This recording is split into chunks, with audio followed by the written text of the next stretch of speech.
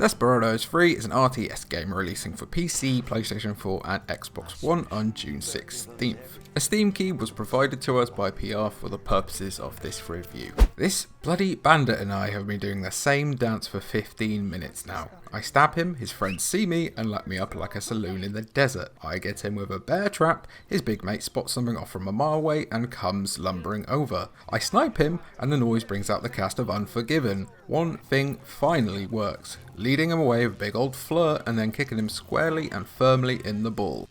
Desperados 3, the first entry in the RTS series since the incredibly named Eldorado, is a game that rewards patience and a keen eye for the Rootin Shootin chessboards it places you on across its robust 20-hour campaign. Its trial and error nature may not please everyone, but for me, the constant lessons it gives you are nothing less than thrilling, especially when you put all you have learned into one glorious move that decimates everything. Yes. I think I forgot it.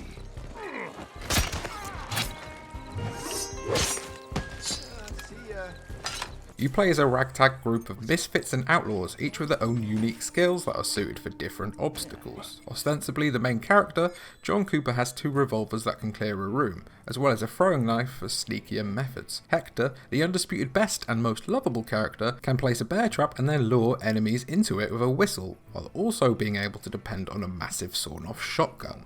There are 5 characters in total to play as, which the game does a brilliant job of drip feeding in as the storyline progresses. You first meet Kate, the temptress, on her wedding day with a twist. She isn't actually going to get married. Later on you encounter Isabel and her voodoo powers that allow her to control enemies and also kill 2 of them at once. And she also has a cat who can be used as a lovely distraction. This eclectic bunch offers multiple ways to tackle challenges, each level offering unique methods of approaching your end goal. An early level sees you exploring a town with you able to walk around freely without raising the alarm. The open environment is yours to play around in, so whether you want to go in all guns blazing and tick off your hit list, or send a church bell hurtling down on top of hapless thugs, the choice is yours. Despite the option to shoot your way through trouble, Desperados 3 is ultimately a stealth game, and much better when played as one.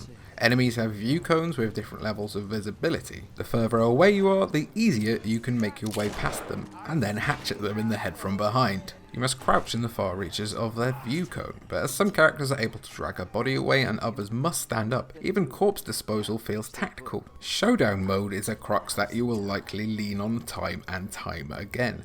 Taking the real time out of RTS, Showdown lets you pause the action and then plan out your moves, which can either be executed immediately or paused to take advantage of gaps in enemy patterns. A plan seldom works first time out in Desperados. There's always some variable you missed, an enemy in earshot you didn't consider, or a patrol path that you overlooked. However, once it all comes together and you clear everything that's been giving you trouble in one devastating move, it's incredibly satisfying.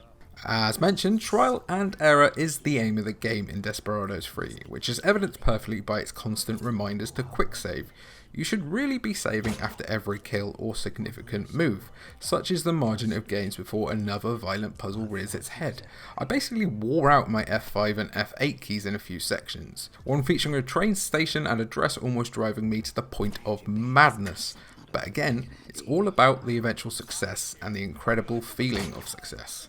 All the frustrations and self-doubt about your brain being not good are worth putting up because Desperado 3's story, while not entirely unfamiliar, is a highlight. Your ultimate goal is to put a stop to a legendary gunslinger's path of destruction, which will take you to New Orleans, a desolate outpost, and many more varied levels. What really carries the narrative is the relationships between the characters, their excellent voice performances bouncing off each other as they bicker and squabble before eventually coming together as a full unit. Being a prequel, you don't need to have played earlier Desperados games to get invested in these charming rogues. Though the top-down perspective doesn't give anything away in terms of facial animations, the overall animation work in Desperados is top-notch, as is the way cutscenes are framed and how they play out. You're regularly getting bird's-eye views of confrontations and showdowns that still drip with drama. The game's sumptuous, Woody Jackson-esque soundtrack doing its part to bring the Wild West to life. However, you also get Hector stumbling hungover out of a cabin after sleeping with a sheriff's wife before quickly excusing himself to find his bear trap that he affectionately calls Bianca. Desperados 3 can be a very playful, whimsical game, despite all the shooting and stabbing. It's also a game that loves to change things up when you think you have a handle on it, adding a deeper variety of enemies and an even smaller margin for error. While Kate can distract some enemies after equipping a disguise, Longcoats will see right through it and shoot her almost instantly. These Longcoats are essentially the game's mini-bosses that only Hector can kill outright. Otherwise it's down to 3 consecutive bullets or a single shot and then a kill from behind while they're down. Similarly, Ponchos will not move from their position no matter how much you try to lure them away, so you have to get pretty creative to avoid their view, all while being aware of the other enemies around them. I keep coming back to thinking of Desperados 3 as cowboy chess, because I truly think that's the best comparison to make. You have to plan things out way in advance, knowing that killing Bandit A will trigger Bandit B to raise the alarm, so you have to use character B to simultaneously deal with Bandit B.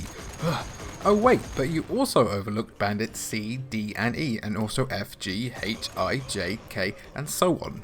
It's a game that will really make you just sit there, watching enemy patterns and thinking up every outcome in your head before finally attempting to pull off a murderous heist, as smoothly as possible. It never stops being rewarding when a plan comes together after many failed attempts. It's not just the overall difficulty of Desperados 3 that can be frustrating though. For story reasons, you seldom ever get the chance to control all 5 characters at once on the same level, which feels like a real shame.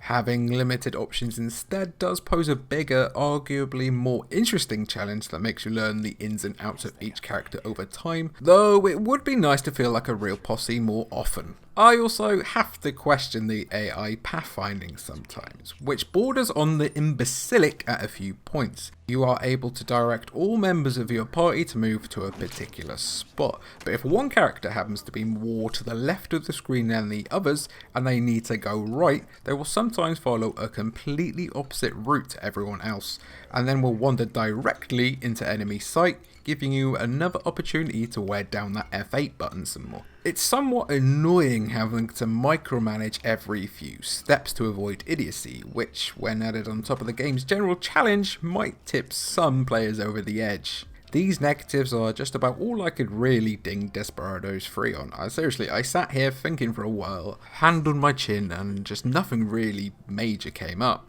It's more or less all you could want from a Wild West RTS. You can even take on challenges that remix levels and hit speedrun targets for full completion on different difficulty, which adds potentially dozens of hours onto what is already a beefy game. If you love the original games or just love the genre in general, Desperados 3 is likely to go down as one of your favourite RTS games of 2020. 8.5 out of 10.